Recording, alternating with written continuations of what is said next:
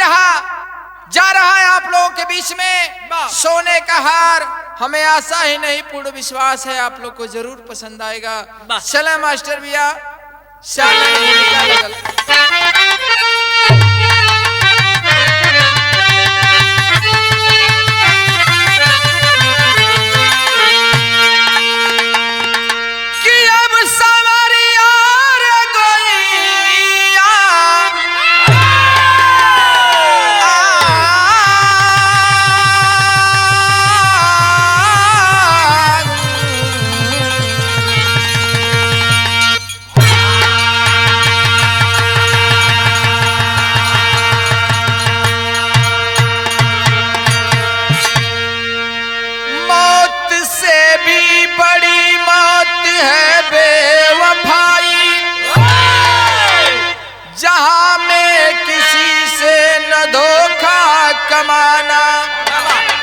शोहरत या दौलत से ऊंचा है जीवन, कभी धन के आगे न खुद को झुकाना। लाख कांटों से राहें भरी हो भले, और फर्ज अपना समझ कर तू दिल से लगाना। गर्व से ऐसी गाथा को लिखते सियाराम, मर्द है वही जो बदल दे जमाना।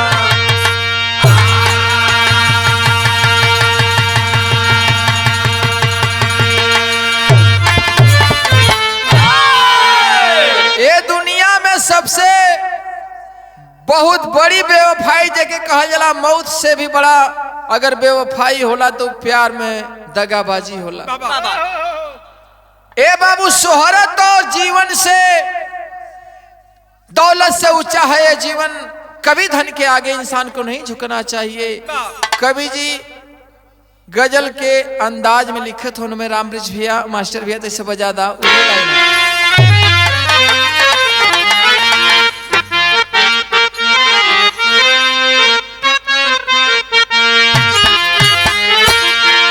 कि मोहब्बत की झूठी, मोहब्बत की झूठी कहानी पे रोए, मोहब्बत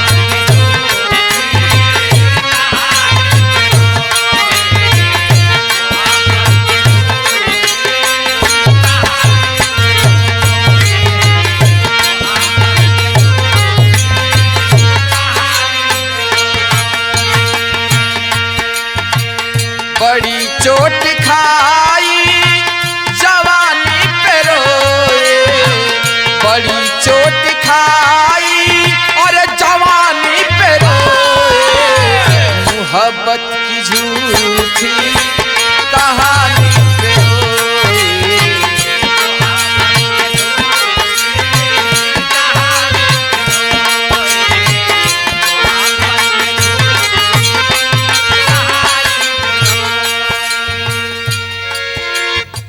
लेकिन भैया बड़ा सुघर लाइन कवि लिखत हुन बिरहा में, का लिखत हुन? बाहरे जमाना, बाहरे जमाना तुझे क्या हुआ है,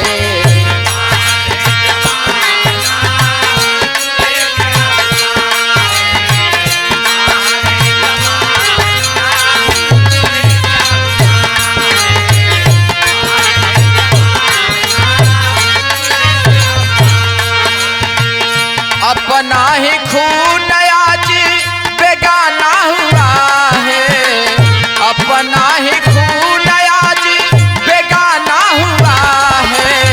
बाहरे जमाना तुझे क्या हुआ है,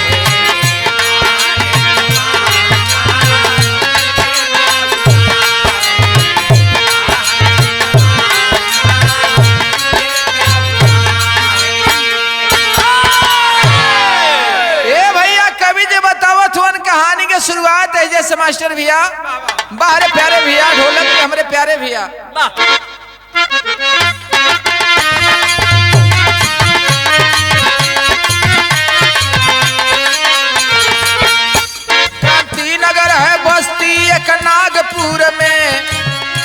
क्रांति नगर है बस्ती एक नागपुर की, घटना वही की सुनिए एक बेकसूर की।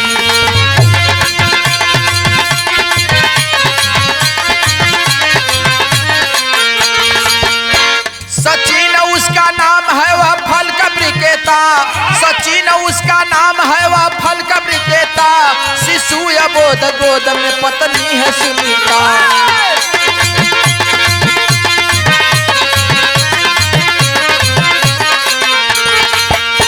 धंधा के साथ साथ नौकरी तलाश में, धंधा के साथ साथ नौकरी तलाश में, किया था बीए पास जो कि फर्स्ट क्लास में।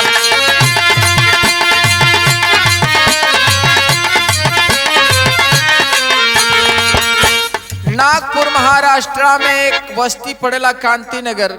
क्रांति नगर के रहे वाला अनाथ एक सचिन नाम का नौजवान था।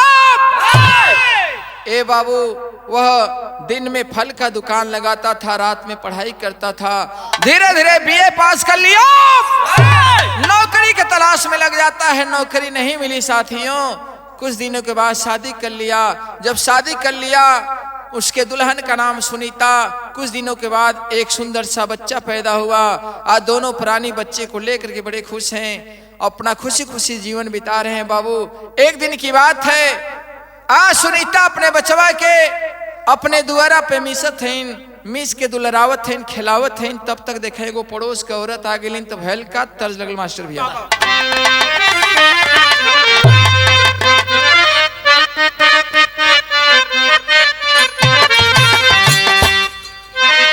किसैया छुट्टी लेके आवत बाटई घरवा, आज टेलीफोन आइल बा। लेकिन कवि जी भाव लिखत होने, जब पड़ोस के वो औरत आ गई तो देखे भैल का आज सुनीता अपने बचवा के खिलावत हिन करत हिन बाबू। तब तक पड़ोस के औरत आके जब पास में बैठलिन तो देखा भैल का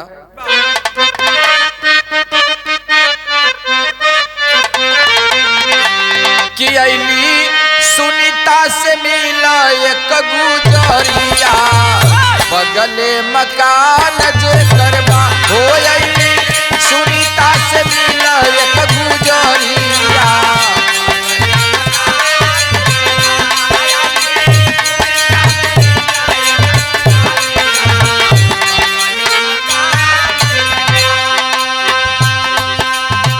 देखली सुनीता जब पड़ली नजरिया हो।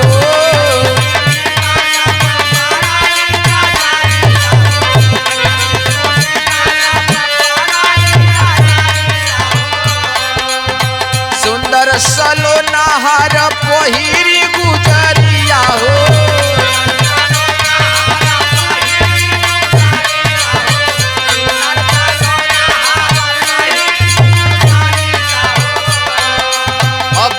बाई के तने में हरिया, बगले मकान जे करबा।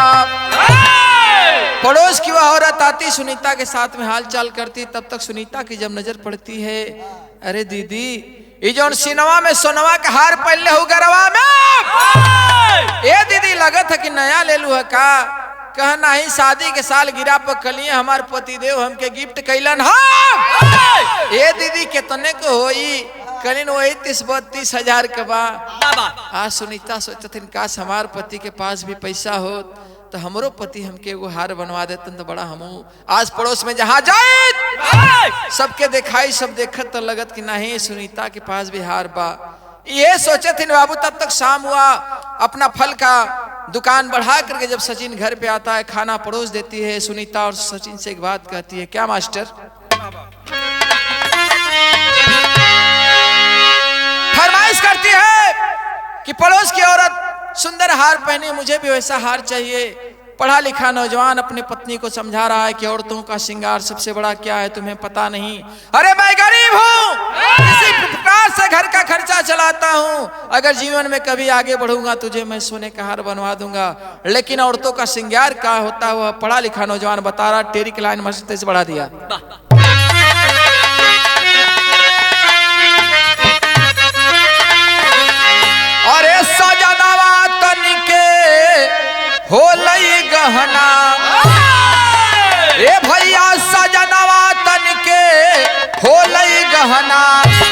सिंदूर बिना सोहई ना अंगूठी हार कंगनवा हो कंगनवा हो कंगनवा। डांट दिया है सचिन बेचारा, अरे डांट दिया है सचिन बेचारा, मन ही मन में करे गुनाह, किसी रूप में गहना हमको करवाना होगा तैयार। आए दिन बरात को बोझा धोता था बन पल्लोदार, अरे पैसा तो वह जुटा लिया है, पैसा तो वह जुटा लिया है, आखिर में पड़ गया बीमार।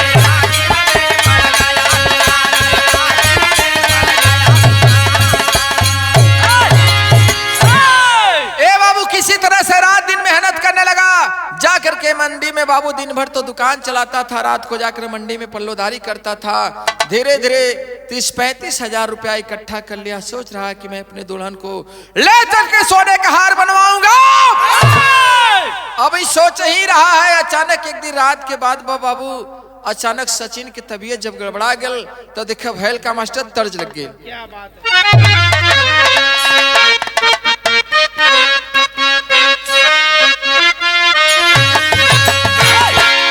कि पिया परदेस गइल तारा लागल चोटिया में। अचानक एक दिन आधी रात को जब तबीयत खराब हो जाती है बाबू, उसमें दुल्हन सुनीता घबरा गई, सोचत कहलिन का बाबू आज सुनीता से सचिन एगो बात कहना का, परल बीमार हो बुखार आयल रतिया के,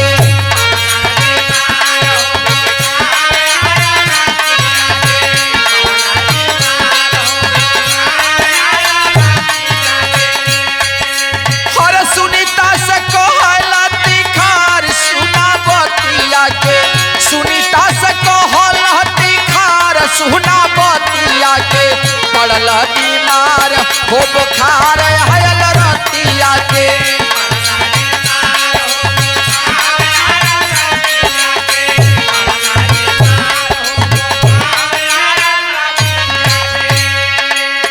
जल्दी लेके चला बुरा हो तमोरा हाल बा,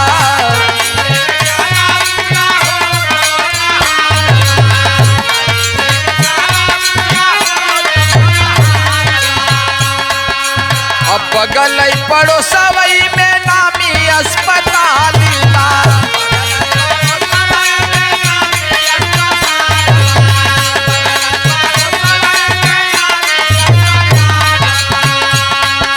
हर डॉक्टर कहला ऑपरेशन होई छतिया के, डॉक्टर कहला ऑपरेशन होई छतिया के, पड़ल बीमार हो बुखार आयल रतिया के।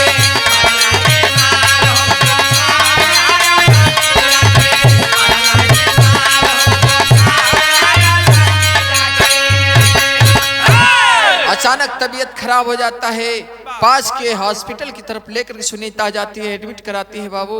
डॉक्टर साहब ने कहा कि सुनीता तुम्हारे पति को अधिक काम करने की वजह से उनके सीने का नस जो है सूख चुका है, ऑपरेशन के द्वारा उस नस को ठीक करना होगा। ए बाबू आज घबरा जाती सुनीता, डॉक्टर साहब बड़ा गरीब है, रुपया पैसा नहीं बा, कम से कम कितना हुई डॉक्टर साहब, कितना में हो जाए। आज डॉक्टर साहब का नाम सुनीता, कम से कम तुम्हारा 30-35 हजार रुपया लग जाएगा। बाबू जब इतनी बात सुनीता जब सुनलिन तो उनके सपना जो हार कर देखत हलिन चकनाचूर हो गल। देखे बाबू कुछ दिन के बाद जब वो हॉस्पिटल में भर्ती रहा और जब छुट्टी लेकर घर की तरफ आता है तो देखे हुआ क्या, 8 दिन बाद छुट्टी लेके आइले घरवा,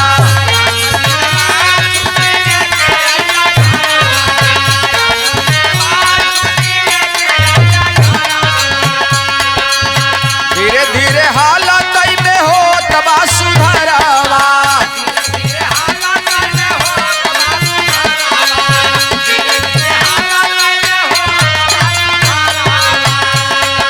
अरे देखा साथी एक दिलीप तब हालतिया के, देख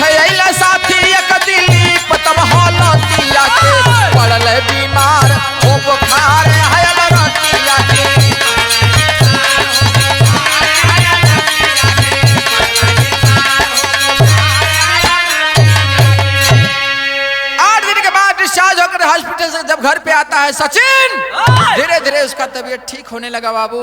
उसके बचपन का मित्र था जिसका नाम दिलीप बतलाया गया। जब उसको पता चला कि मेरा मित्र बीमार है, मिलने के लिए जाता है घर पे। ए बाबू, जब घर पे जाता है दोनों दोस्त मिलते हैं बहुत दिनों के बाद, तो हाल चाल होता है बाबू, गले मिलते हैं। कहता है दोस्त, तुमने बताया नहीं कि तुम्हारा तबीयत खराब है। अरे दिलीप, किस दिन रात के लिए है? एक बार तो याद कर लिया होता, फोन कर दिया होता, तेरा दोस्त आ जाता। बताओ कोई कमी कोई परेशानी तो नहीं है? कहना अब दोस्त सब बढ़िया बा, कोनो दिक्कत ना, अब धीरे धीरे आराम बा, हम स्वस्थ होती। अब ए बाबू ये बतिया तना करत होन। अच्छा ये बतलाओ दोस्त, दिलीप आजकल क्या चल रहा है? दिलीप कहा कि आजकल मेरा बिजनेस का काम चल रहा है, मार्केट में मैं कपड़ा का सप्लाई करता हूँ और रेडीमेड कपड़ा सिलवा करके जो बेरोजगार लड़कियां हैं, औरतें हैं जो घर पे पड़ी रहती हैं, उन लोगों को प्रशिक्षण दे करके सिलाई कढ़ाई का काम करवा के मार्केट में सेलिंग करता हूँ। अच्छे से जिंदगी चल रही है। ए बाबू ये बतिया सचिन के दुल्हन सुनीता सुनत है, सोचत है काश हमरो पति बिजनेसमैन होतन। ए बाबू धीरे धीरे अब वो सचिन के घर डेली आने जाने लगा। जब डेली आने जाने लगा बाबू, देखे आज सुनीता आकर्षित हो गई दिलीप की तरफ। आज जब आकर्षित हो गई तो दोनों में प्यार हो जाता है। जब प्यार हुआ साथियों, एक दिन के बाद बा और ये दोनों लोग निर्णय बड़ा बरियार कैलन का मास्टर तर्ज लग गए।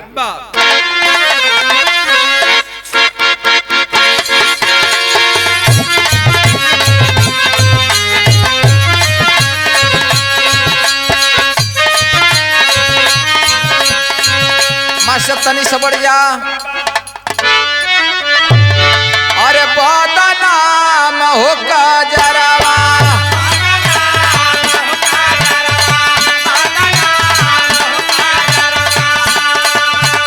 अरे बदनाम हो का जरावा, बदनाम हो का जरावा, बदवा नाम हो का जरावा।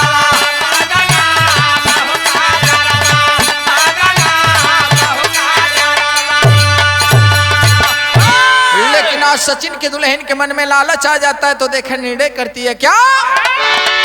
अरे सोच लालच हो गुजरिया,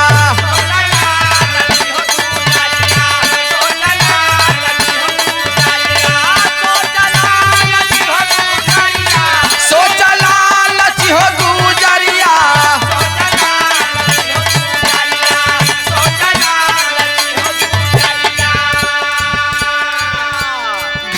सजनावा के कवन ठेकानावा तो कैसे का चली घर बार। हाय हाय घायल सजनावा के,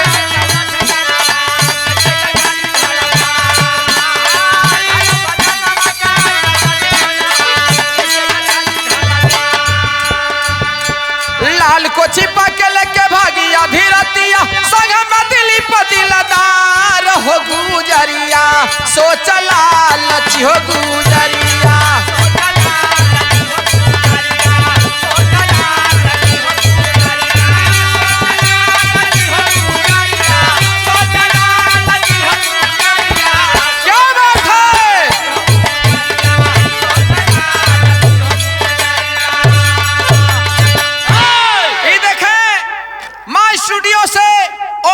के तरफ से ढेर सारा प्यार दुलार आशीर्वाद बा। भैया के बहुत बहुत प्रणाम बा। और हमारे छोटे भाई विश्वजीत गोलू बीकापुर से भैया लोगों से भी बहुत बहुत ही मान सम्मान प्यार दुलार बा। भैया लोग के बहुत बहुत शुभकामना बा।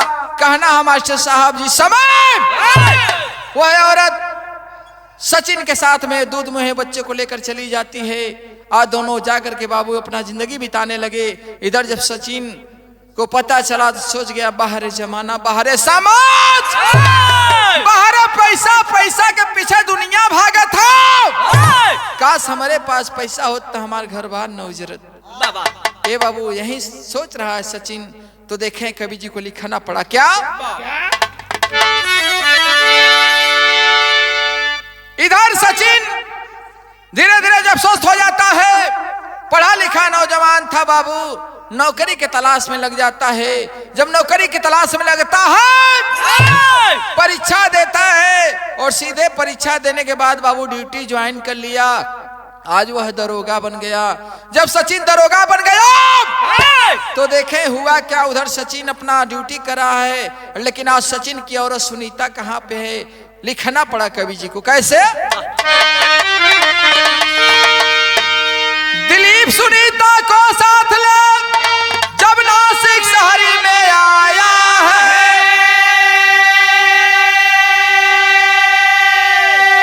खोला राजा अपने मुख से तब साफ साफ बतलाया है।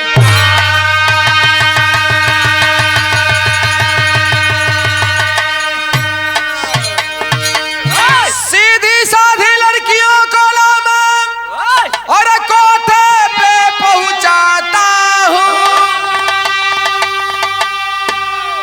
यही काम सुन ले सुनीता, अच्छी मनी कमाता हूं।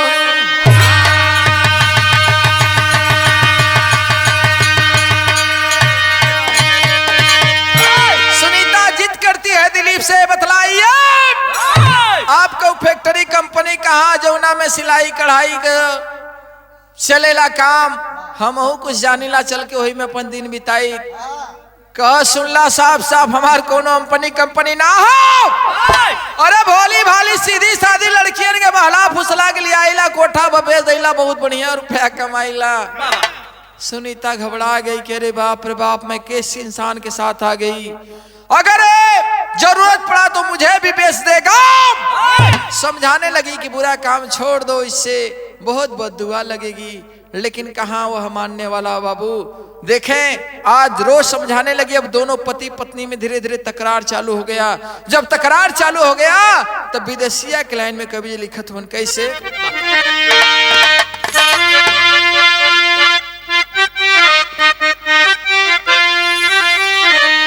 एक एक दिन में हाई बीतल सत सलिया हो,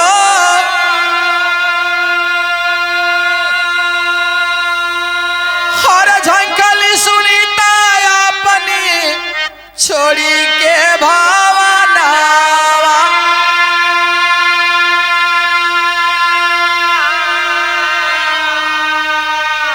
आया है दिलीप पी के और तक समैया हो, हर मारला खींच के अबोध हो सुगना के।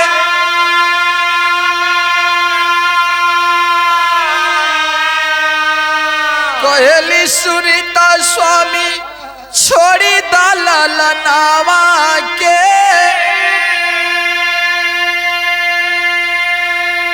हर कैलेश का कसूर कहे भैला निरादैया।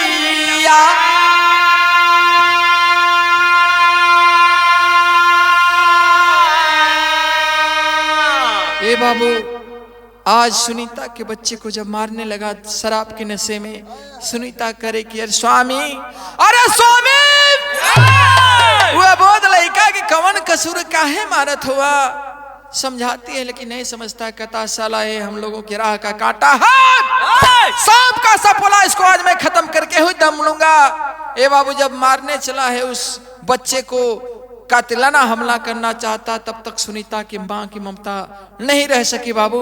फोल करके बोतल, शराब वाली बोतल का फोड़ती है और दिलीप के पेट में चुभा देती है, चुभा करके खींच देती, बाहर अतड़िया बाहर आ जाती है। दिलीप का जब प्राण निकल गया, भागकर नासिक स्टेशन आती है, ट्रेन पकड़ के भागना चाहती है, तब तक रात में छापा पड़ता है बाबू पुलिस का, और पुलिस गिरफ्तार करके नासिक स्टेशन से जब थाने में ले आती है, दरोगा साहब के सामने जो उपस्थित करती है पुलिस, वो समय कवि जी के लिखे प्रलकार तर्ज लगल मास्टर।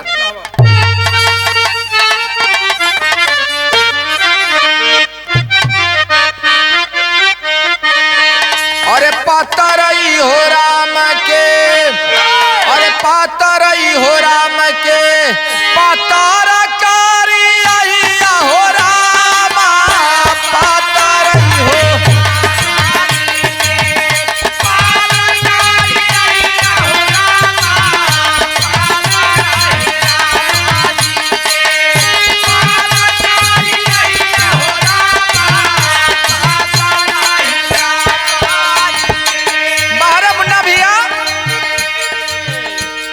कवि जी भाव लिखत हो उनका।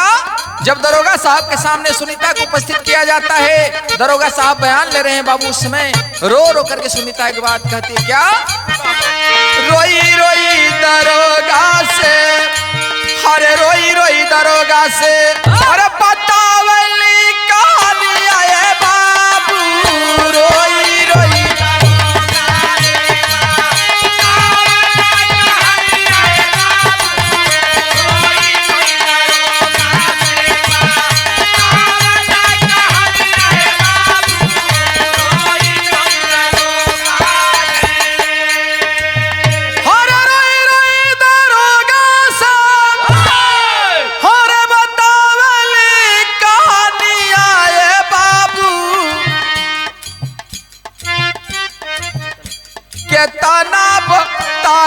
हमारी के ताना बताई हमारी खुल ना जबनिया बाबू के ताना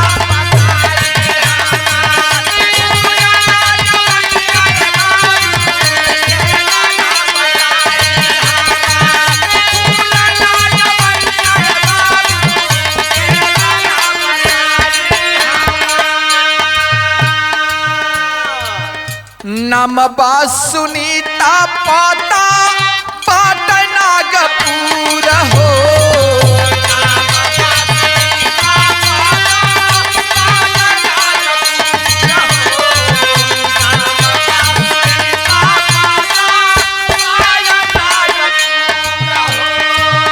बिहौता के छोड़ा हम भइली बेनूर हो, भइली बेनूर हो।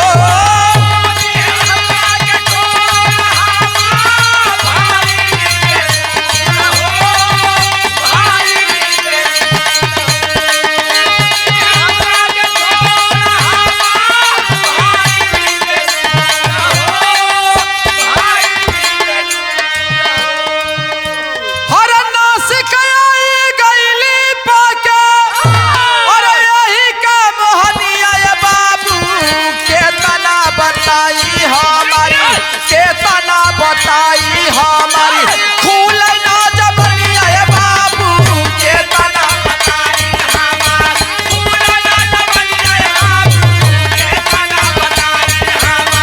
खुल ना जबनिया बाबू के तना बताई हमारी। दरोगा साहब के सामने वह सुनीता बयान दे रही है, कहती मेरा नाम सुनीता, नागपुर की रहने वाली हूँ। मैं पहले पति को छोड़ करके इसके चक्कर में आ गई, आज मेरा जिंदगी बर्बाद हो गया। दरोगा साहब रोने लगी। वह औरत बताती है, आज वह दरोगा कोई और नहीं, वही सच्ची दरोगा था। 7 सालों के बाद वह सुनीता मिली थी, उसको पहचान नहीं सका। सुनीता एकदम कबाड़ हो चुकी थी साथियों। आज वह पढ़ा लिखा नौजवान जब दरोगा बन जाता है तो उसका अलग रुआब होता। आज अपने पहले पति को नहीं पहचान पाती है सुनीता। बयान लेने के बाद कदा ठीक है चलो इसको थाने में बंद कर दो, अब अदालत में इसको पेश किया जाएगा। ए बाबू मुकदमा चलता है, तारीख दर तारीख जब चलता है, एक दिन फैसले की घड़ी आती है। उस समय जज साहब ने फैसला दिया। क्या दिया मास्टर?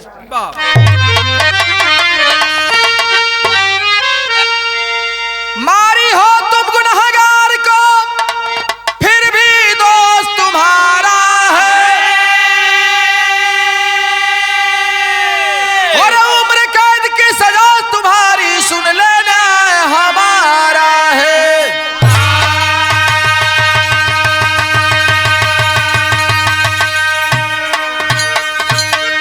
सुनीता, तुमने कानून को हाथ में लिया है, एक गुनहगार को मार करके तुम भी गुनहगार हो गई हो, इसलिए तुम्हें आजीवन कारावास का सजा दिया जाता है। ए बाबू, जिस समय लेकर के सिपाही लोग चल देते हैं, आज उसको कारावास की ओर लेकर चलते हैं, उस समय भरी अदालत में वो छोटा सा मुन्ना नन्ना बालक धीरे धीरे 7 साल का हो चुका था। रो रो करके एक बात कहता कि जज साहब, भरी अदालत में सब भैया लोगों ने हाथ जोड़ के हमारी विनती बा, खास तरह से अपने माई से हम कुछ कहो चाहते ही। तर्ज लगल भैया, हुए तर्ज हमारे रामबृज भैया।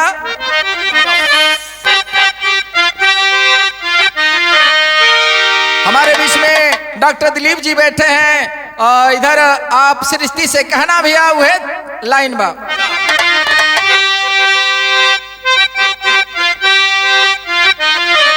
अरे रोई मारा बहो राजा, अरे रोई मारा बहो राजा, जईबा जब पूर्व के देसावा।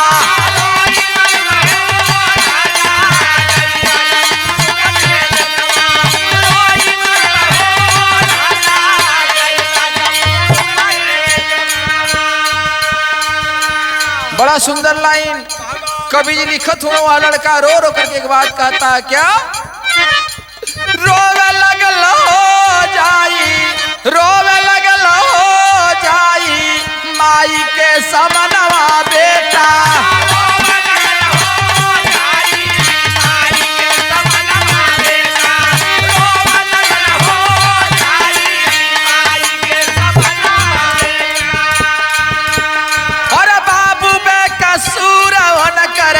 बाबू बे कसूर वन कर दुनिया उजार आलू हो।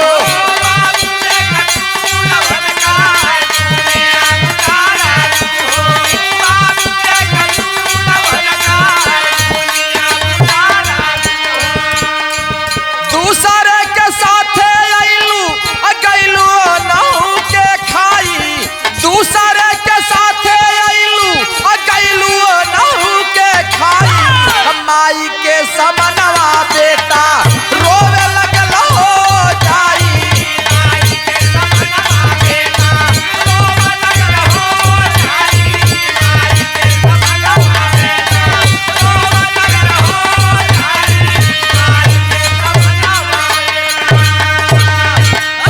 ऐ माँ, तुमने ही मुझे बताया था मैं अपने पहले पति को छोड़कर आज दिलीप के साथ आई, आज दिलीप का तुमने कत्ल कर दिया माँ, अब मेरा क्या होगा? तुम तो जेल जा रही हो। एक बात कहता और क्या, अरे तू तो जईबू जेल सबे, तू तो जईबू जेल सबे, जाई अपने घर आवा हो।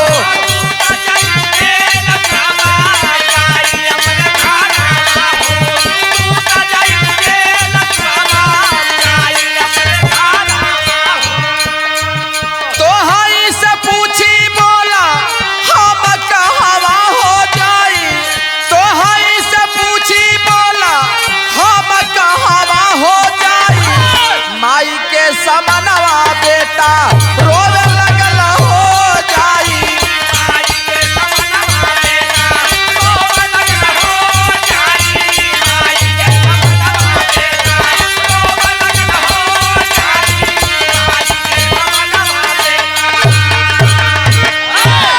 भरी अदालत में वह लड़का जब रोने लगा, बाबू जिस समय रो रहा है कि माँ तुम तो जेल चली जाओगी, सारे अदालत के लोग, पुलिस दरोगा, सभी लोग अपने अपने काम से अपने घर चले जाएंगे, माँ मेरा क्या होगा? माँ बाबू वह बच्चा जब रोने लगा तो देखें भरी अदालत के बीच में नहीं रहा गया तो हुआ क्या, पहपट के लेने लगा मास्टर। कैसे?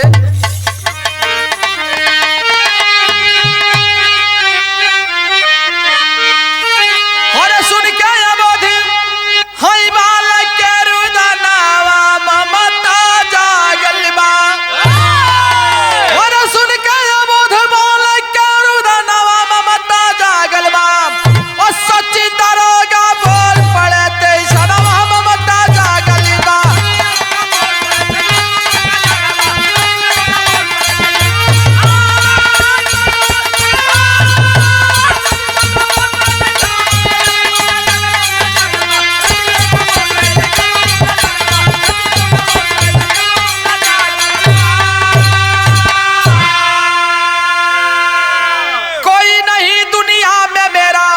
यही मेरी कमजोरी हो, अरे तब तक पुत्र ही हमके देदा, कहेला हथवा जोड़ी हो, अरे पढ़ा लिखा के करबे खूब जतनवा ममता जागल बा, और सच्ची दरोगा बोल पड़ाते छनवा ममता जागल बा।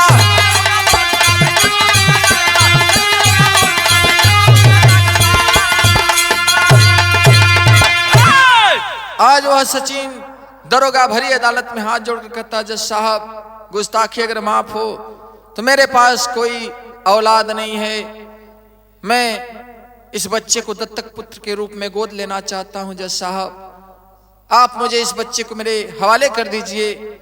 आज जज साहब सोचते हुए बच्चे का भविष्य सोचते हुए सचिन दरोगा के हवाले कर देते उस लड़के को। वह सचिन दरोगा जब लेकर के अपने क्वार्टर की तरफ आया है बाबू, सुबह हुआ लेकर के चल देता है बच्चे का नाम लिखवाने के लिए। उस समय कवि जी के लिखक बोले बाबू आल्हा के लाल मास्टर भैया, बारह सुरेंद्र भैया, राम बच्चन चचा,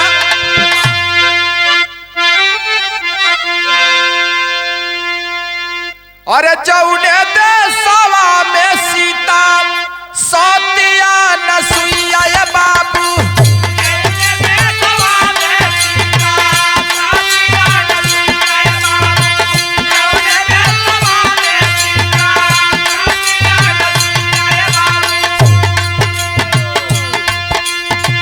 जौने देशवा से जगह सीखे संस्कार,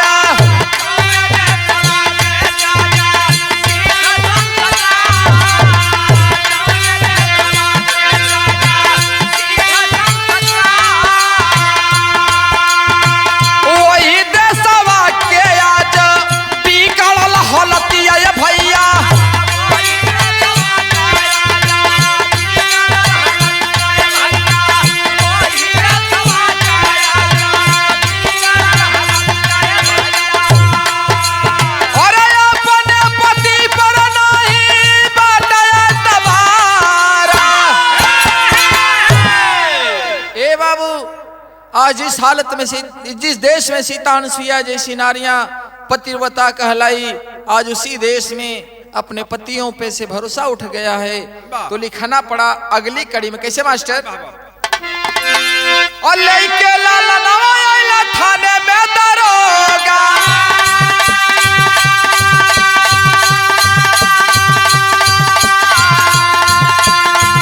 और लेके लाला नवाया थाने में दरोगा,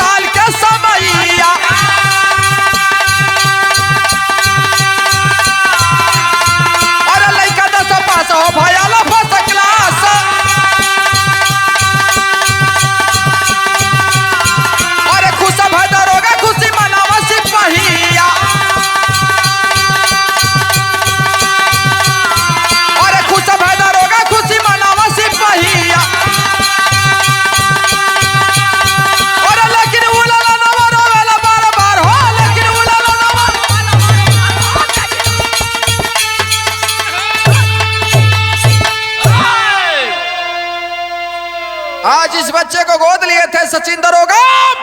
धीरे धीरे 10 साल बीतता है। 10 साल के बाद वह लड़का पूरे महाराष्ट्र में टॉप किया था साथियों, हाई स्कूल में। चारों तरफ से दरोगा साहब के बधाई आवे लगल कि बाहरे दरोगा साहब वो लड़का के भविष्य बना दिला जो ना लड़का की दुनिया में कोई ना रहल। बहुत बहुत आपके बधाई हो। ए बाबू दरोगा साहब मारे खुशी में उछल पड़लन कि आज हमारा लड़का तो हमारा नाम रोशन कर दिलस।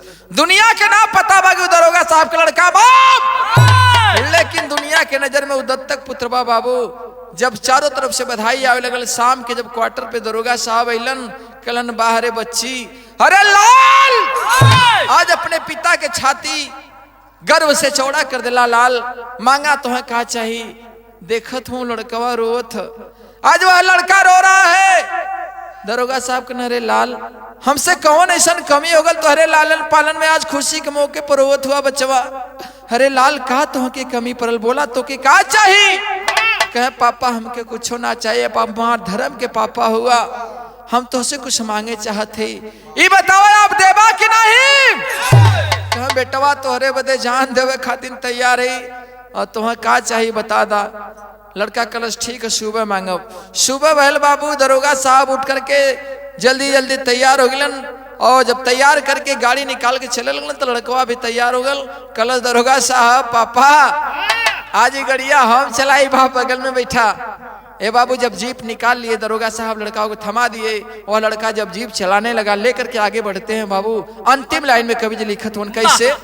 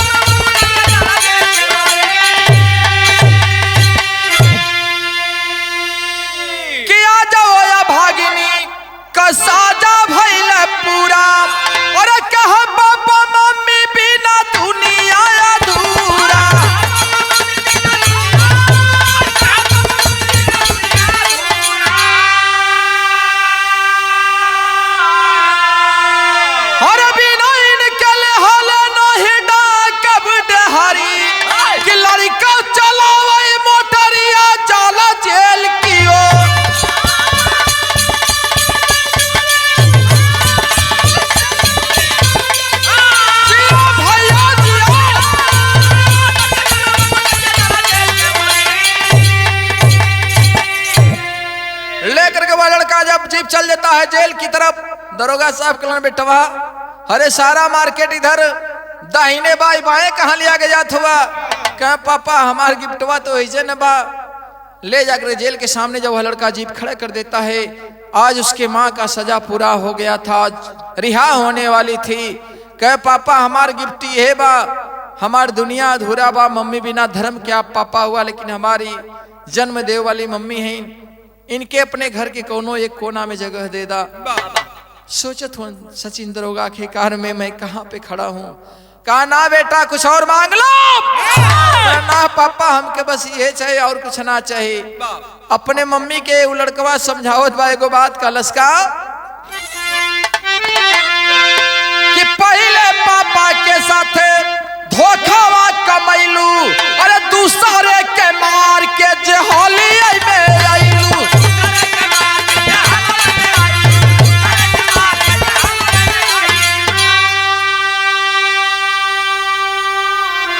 अरे इनके साथ मत करिहा कौना घातियारी, लड़का चलावई मोटरिया जाला जेल की ओरी। ऐ माँ मैं हाथ जोड़कर तुमसे प्रार्थना कर रहा हूँ, ये मेरे धर्म के पिता हैं, इन्होंने जो शिक्षा दीक्षा मुझे दिया है, जो पिछले दिनों तुम्हारा जो इतिहास रहा वैसा कर्म हमारे धर्म के पिता के साथ मत करना। ए बाबू एक बात और लड़का लास्ट में कहत बा। तब तक सचिन दरोगा बाबू रोवे लगलन, खुशी के आंसू आज छलक गल। रोत रोत सचिन दरोगा एगो बात के खुलासा कैलन। का कहलन भैया, हर्षित हो दरोगा सारा भेदवा बतावा, अरे असली पापा हम ही बेटा वही के समझावे।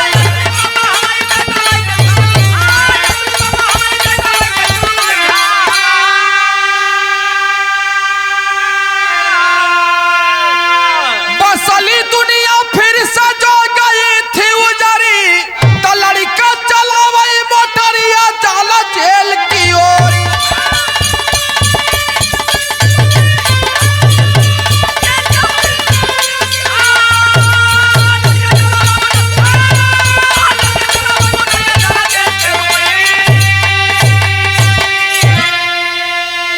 साथियों दरोगा साहब से नहीं रहा गया, बच्चे के सामने खुलासा करते हैं कि बेटा मैं तेरा कोई धर्म का पिता नहीं हूं लाल, मैं ही तेरा असली पिता हूं, मैं ही तेरा पापा हूं, तू मेरा ब्लड है लाल।